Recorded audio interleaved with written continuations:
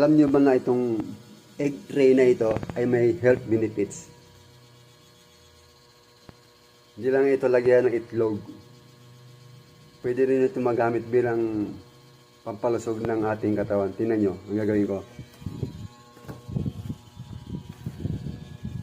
Yan, tutusok-tusok niya yung palad ng paa natin. Di ba? Sabi nila yung paa natin kailangan na yung acupuncture. Yan.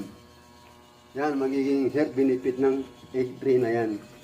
So kung mayroon kayong egg tray, kaysa itapon nyo, paktapakan nyo para makatulong sa inyo para maging malusog kayo.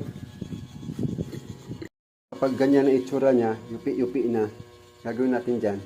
Sindihan naman natin yan para mapakinabangan natin pangtaboy ng malok, pangtaboy ng lamok. So, ayan na siya. Hinindihan